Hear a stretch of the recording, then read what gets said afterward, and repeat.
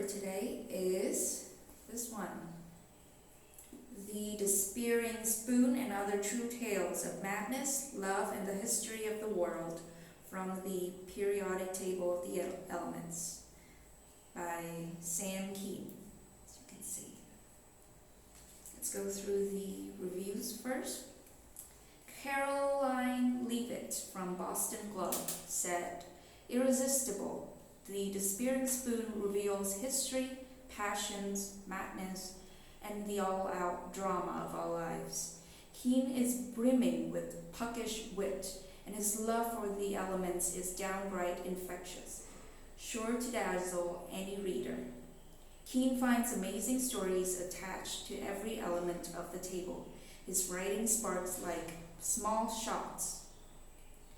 He gives science a whiz-bang verve so that every page becomes one you cannot wait to turn just to see what he's going to reveal next." Kate from Minneapolis Star-Tribune said, "Thoughtful, engrossing. Whether a scientist, historian, or gossip queen, there's something for almost every kind of reader here." Chapter 3. The Galapagos of the Periodic Table. You might say the history of the periodic table is the history of the many characters who shaped it.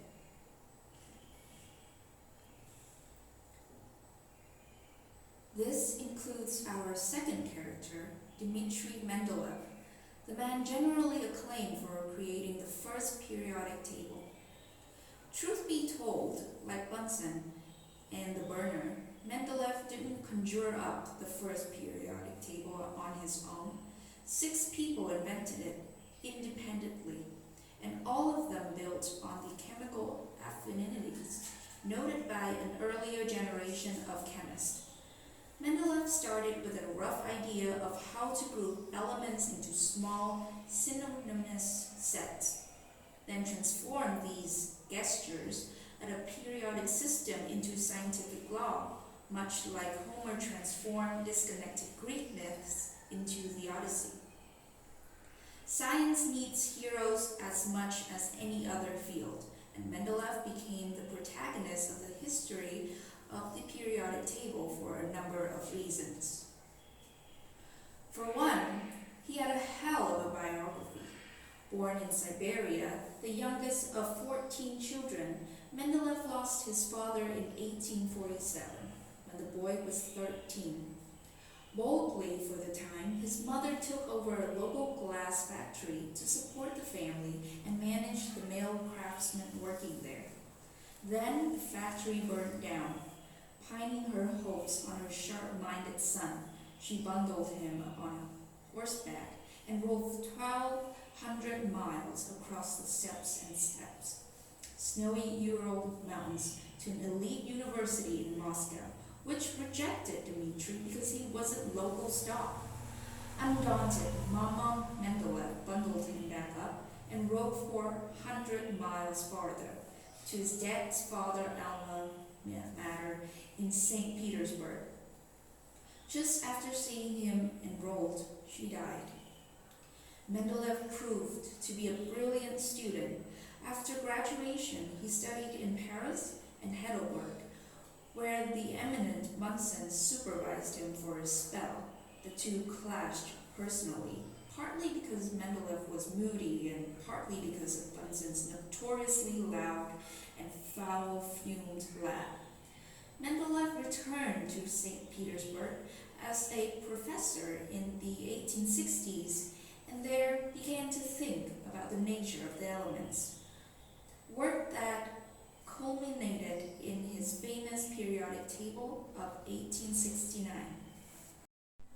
The more serious rival to Mendeleev was Julius Lothar Meyer, a German chemist with an unruly white beard and a neatly oiled black hair. Meyer had also worked under Bunsen at Heidelberg and had serious professional credentials. Among other things, he'd figured out that the red blood cells transport oxygens by binding it to hemoglobin. Meyer published his table and practically at the same time as Mendeleev.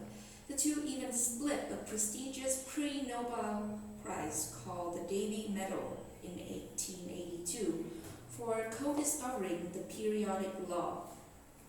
It was an English prize, but Newlands was shut out until 1887 when he earned his own Davy Medal.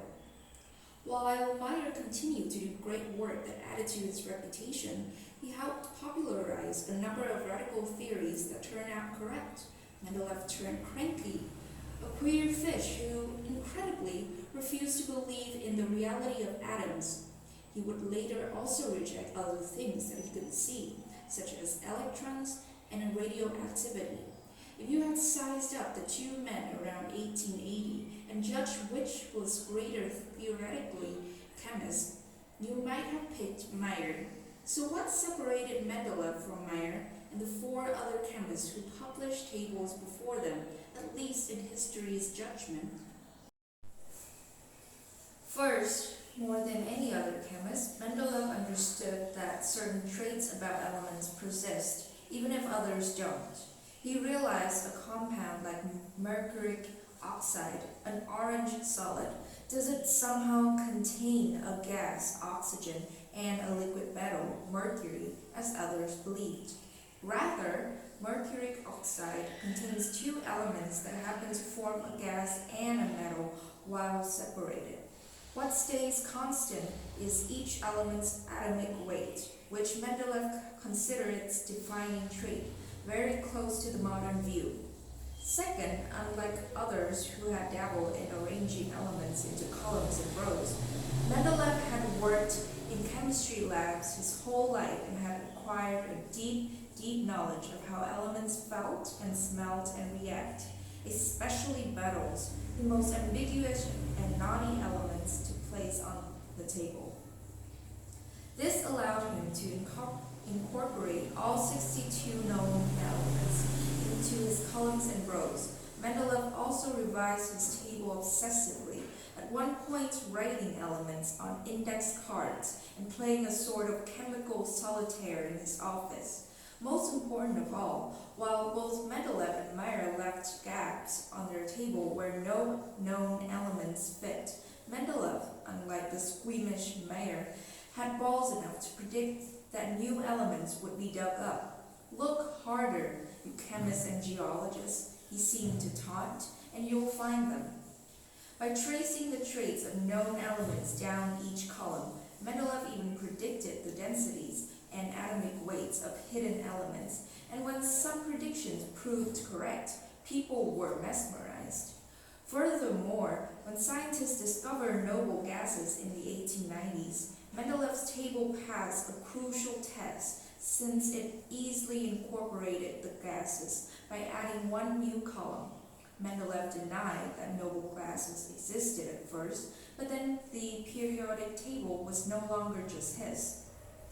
Then there was Mendeleev's outsized character, like his Russian contemporary Dostoevsky, who wrote his entire novel, The Gambler, in 3 weeks to pay off desperate gambling debts. Mendeleev threw together his first table to meet a textbook publisher's deadline. He had already written volume number 1 of the textbook, a 500-page tome, but had got through just 8 elements. That meant he had to fit all the rest into volume 2. After 6 weeks of procrastinating, he decided in one inspired moment that the most concise way to present the information was in a table. Excited, he blew off his side job as a chemistry consultant for local cheese factories to compile the table. When the book appeared in print, Mendeleev not only predicted that new elements would fit into empty boxes beneath the likes of silicon and boron, but he also provisionally named them. It couldn't have hurt his reputation, people seek gurus during uncertain times, that he used an exotic mystical language to create those names, using the Sanskrit word for beyond, eka silicon, eka boron, and so on.